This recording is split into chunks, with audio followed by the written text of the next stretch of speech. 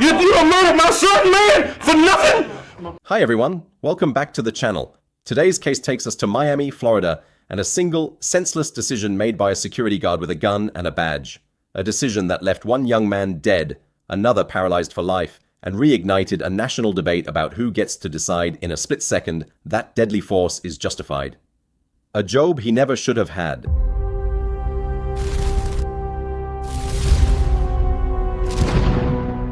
Lucas Kendall was born in 1986, and by the time he turned 26, he was working as an armed security guard at Club Lex, also known as Club Rolex, a strip club in Miami. He'd been hired by a company called Force Protection Security, which later insisted he'd passed all the necessary background checks and training. What wouldn't come out until later was a far messier picture. A man with a criminal history that included a DUI, a military discharge he'd never disclosed on his application, and according to prison psychiatrists who evaluated him after the shooting, untreated impulse control disorder and antisocial personality disorder. One court-appointed doctor would later note a substantial likelihood that Kendall was suffering from a serious mental illness, possibly even a schizophrenia spectrum disorder. None of that surfaced before he was handed a gun and sent to patrol a parking lot. The parking lot. On the night of June 1st, 2012, Kendall arrived for his shift around 10:45 p.m., parked his truck and geared up. Sidearm, nightstick, badge, flashlight. Nearby in a Ford F-150 sat 29-year-old Kiwan Bird and his best friend Michael Smathers. The two men had just pulled into the lot. According to Kendall, he noticed them rolling marijuana cigarettes inside the truck. By his own account, Kendall started to walk off toward his co-workers, then turned back toward his vehicle to grab something. That's when he claimed the doors of the F-150 swung open and someone shouted a threat at him. He said he saw Smathers stepping out of the truck, possibly reaching for something. He never saw a weapon. He fired anyway. Kendall shot Smathers 4 times. Then he turned his gun on Bird, who by that point had scrambled out of the truck and was crawling underneath it, trying to get away. Kendall kept firing. When the shooting finally stopped, he had fired 8 rounds in total, and an autopsy would later reveal Bird had been hit 11 times, with at least 4 of those bullets striking him in the back as he tried to crawl to safety beneath the vehicle.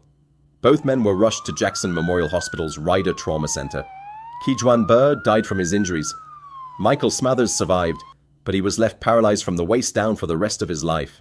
Neither man had a weapon. Neither man, witnesses and investigators would later conclude, had posed any real threat to Kendall at all. A slow arrest, a furious family. What followed enraged Bird's family almost as much as the shooting itself. Despite killing one man and critically wounding another, Kendall wasn't arrested right away. Police said they needed time to build the case properly. For Bird's father, Donald, the wait was unbearable. At a 2014 court hearing, the grief finally broke through and he had to be removed from the courtroom after shouting at Kendall directly that his son had been trying to get away, that Kendall had kept shooting him in the back as he tried to flee. Kendall was eventually arrested and charged, first with first-degree murder, later amended to second-degree murder for Bird's death, and attempted second-degree murder for the shooting of Smathers. His defense, from the very beginning, rested on Florida's Stand Your Ground law, the same statute that had exploded into national headlines just months earlier, after George Zimmerman was acquitted in the killing of Trayvon Martin. Years of delay. The case didn't move quickly. Kendall was evaluated for competency, and astonishingly, found incompetent to stand trial, not once, but twice in 2013 and 2014. He refused to cooperate with court-ordered psychiatric evaluations for months, further delaying the proceedings. When he was finally judged competent to proceed, he made a decision that stunned even his own legal team. He chose to represent himself. The judge offered him standby counsel, an attorney named Abe Bailey, who would be present throughout the trial to advise him if needed. Kendall refused even to acknowledge him, reportedly telling the court he wouldn't take Bailey's guidance if he was the last man on earth. A trial like no other. When the trial finally got underway in September 2015, Kendall cross-examined witnesses himself, including Michael Smathers, the man he had paralyzed, questioning him aggressively without ever landing testimony that supported his self-defense claim. But it was Kendall's own words to the jury that became the trial's defining, indelible moment.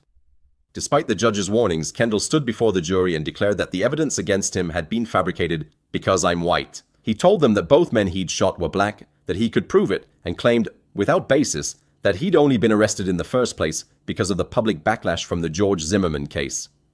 His own former attorney would later point out that there had been some pre-trial testimony referencing a second weapon at the scene, Evidence Kendall, representing himself, had no idea how to properly introduce at trial. It didn't matter. The forensic evidence spoke for itself. 8 shots fired, several of them into a man's back as he crawled under a truck trying to escape. The jury found Kendall guilty on both counts. The sentenced Kendall was sentenced to the maximum penalty available, life in prison without the possibility of parole for the second-degree murder of Kiwan Bird, plus a consecutive 30 years for the attempted second-degree murder of Michael Smathers. He appealed, arguing that the court hadn't properly assessed his fitness to represent himself. In 2018, Florida's appellate court reviewed the record and upheld both the conviction and the sentence, finding that Kendall had, in fact, been repeatedly and adequately warned about the risks of representing himself, and had chosen to do it anyway.